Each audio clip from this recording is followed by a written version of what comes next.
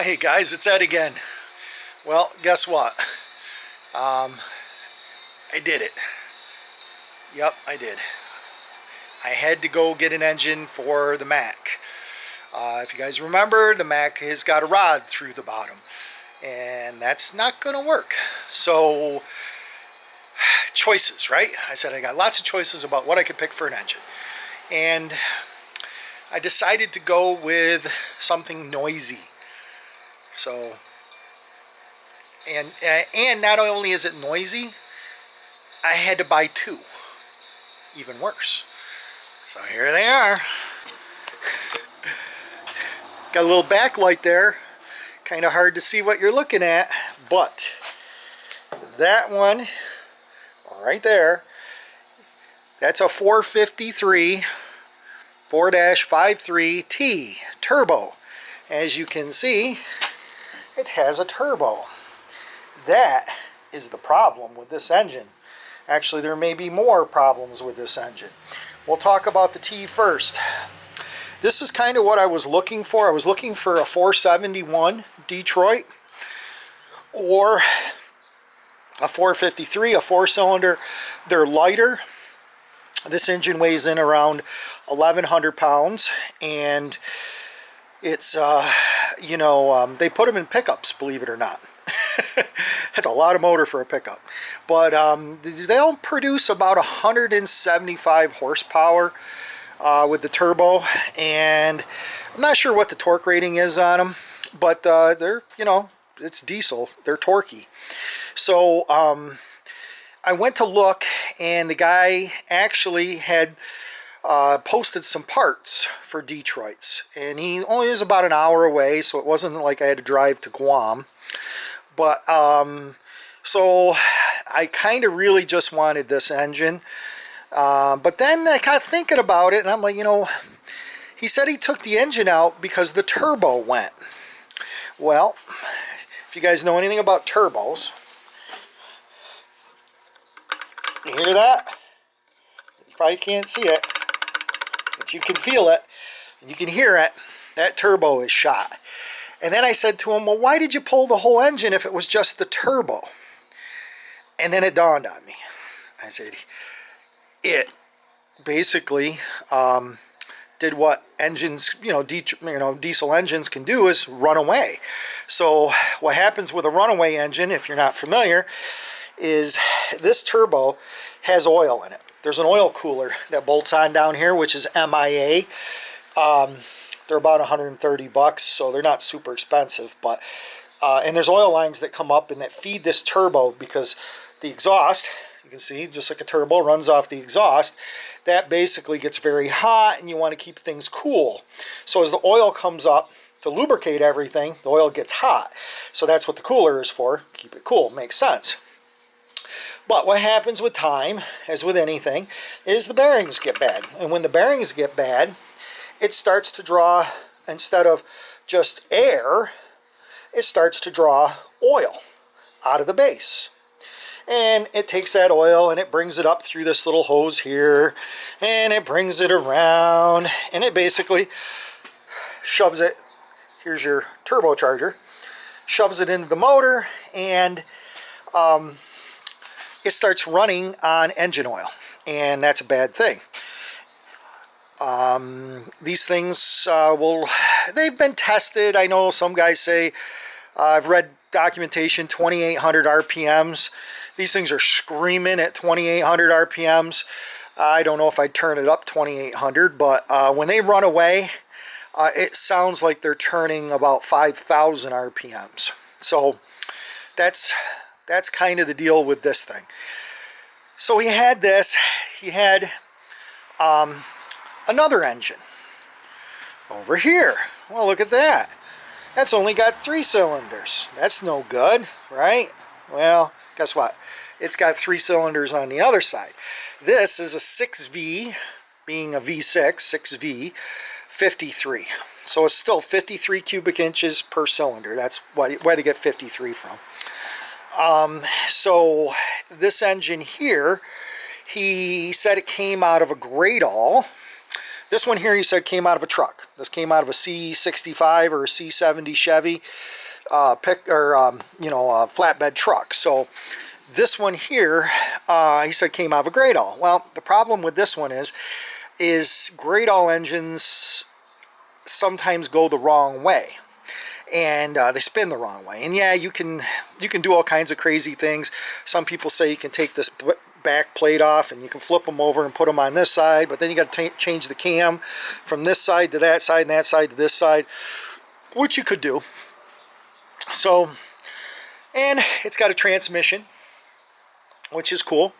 I believe it's a 5-speed Fuller. It's a Fuller transmission, but I think it's a 5CW600, I think. We'll look at the tag if I get over there.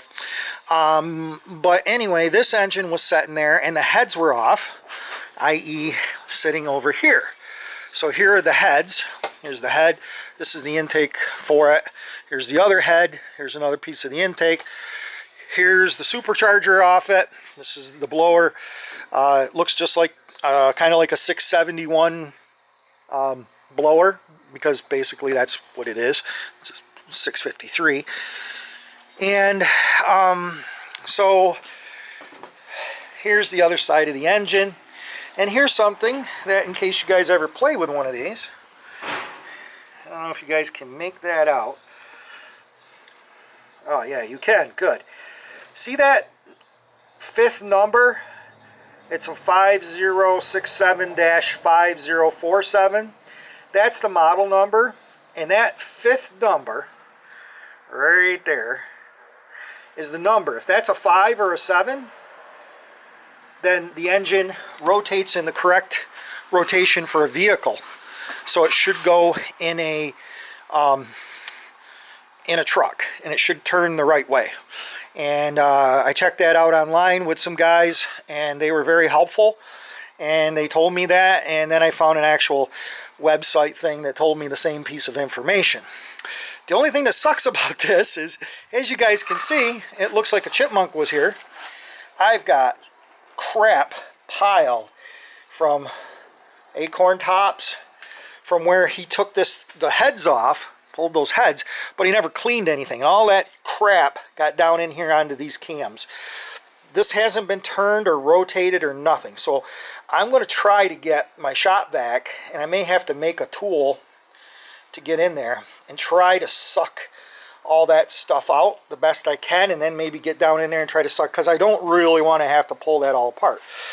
The cylinders, they don't feel like there's really any scoring. There's not really much of a ridge, just some carbon up here. So, and they feel pretty good. So I think the cylinders would be good. This motor is not a turbo, so you don't have to worry about it sucking oil up and running away on you that way. It will run away in other ways, but at least it's not going to do what this guy did with the turbo. So in my insanity, I have found an engine for the Mack. I have found 2 engines for the Mack. So, how did I get them home? Well, my trailer, being wintertime, we'll go for a walk. Or getting wintertime here. It's October 24th, I think.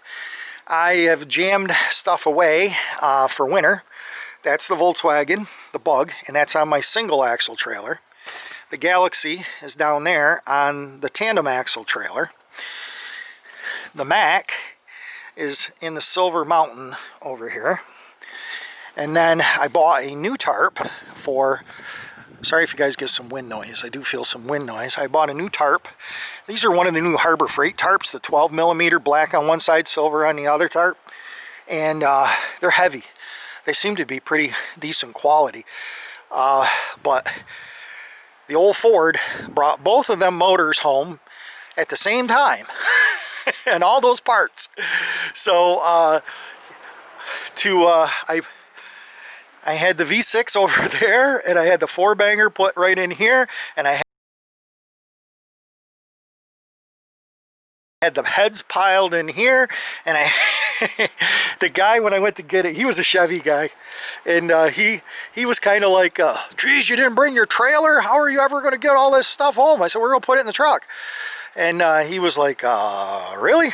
I said, yeah. I said, she'll go right in there, no problem. He put the first motor in. It didn't even barely squat the back of this thing. This F-250, 1996. It's a good built truck. Not like the crap you buy today. And then we put the 4-cylinder in there. That's another 1,100 pounds. And that made her squat a little bit. And then as I was coming home about an hour, you could kind of feel the front. It was a little light in the nose, but it helped with the steering. It made it easier to steer. Didn't really want to steer, but you know. So when I tried to take it off, I brought my gantry over. I don't remember if you guys seen this. I made this to lift my loader when I was trying to put a loader on my tractor. And so I brought it over here, and as you can tell, the ground is kind of crooked here. It tilts down towards the garage, so I had to build it up on blocks to get it up there. But the problem was when I backed my truck in here, because I want to put the engines in this vicinity for winter, because I don't want to take up my garage in case I got a winter project that I need to work on. But I want to put, or truly I want to put the V6 in here going this way. There's a telephone pole that can't go anywhere, but right in here, V6. And then over here, long ways, I want to put the 4-cylinder, kind of tuck it in here, because I've got this tongue, you can't really see, but the ball is right there. So in the pole and everything's here, so I got space in there to put that motor, and then I've got some space over here to put this engine over here, so that, because that's shorter, because that one's got the transmission on it. So I got an idea.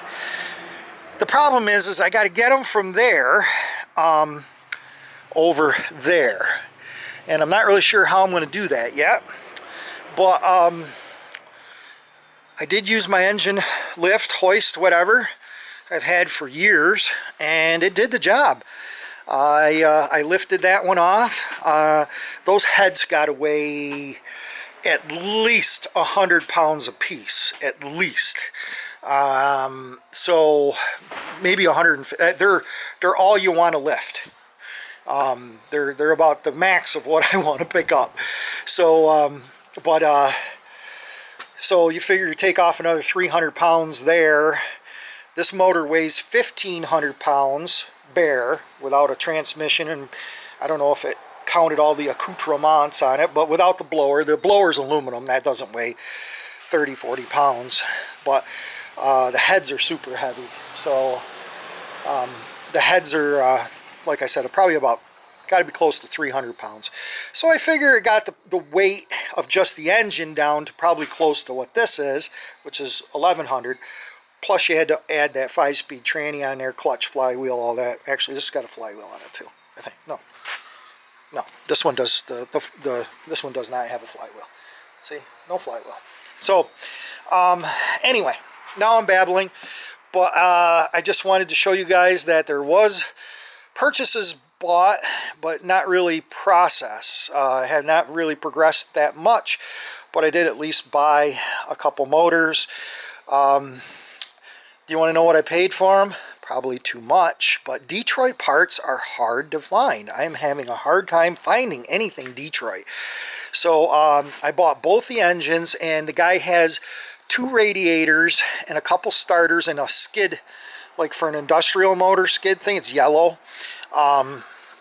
He's got those. I bought they came with it, but I didn't want to put all that stuff on the truck, so I'm going to go back and get those radiators and there was a couple starters too, or at least one starter.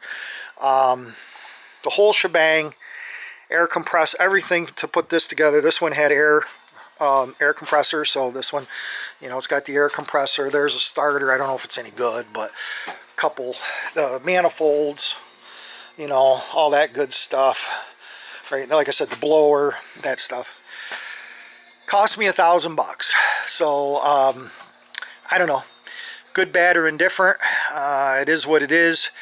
Hopefully between the two I can come up with one good running engine, and then the other one will be somebody else's project, and maybe they'll give me $500 for one, and I'll sell it. Right now, I'm leaning towards the 6-cylinder. I'm kind of leaning that way. So I was leaning towards the 4-cylinder, but now I'm leaning towards the 6-cylinder. So go figure. And I should have plenty enough room, even with the air compressor on it, because I'm taking out an inline 6-cylinder gas. So theoretically, there's quite a few more cylinders back here that's already in that engine bay. So I should be able, when the air compressor goes back on, the air compressor sets in the back, it should clear the firewall. If it doesn't, then we'll have to take that air compressor off and run one off the front, which is what I was going to do to this motor.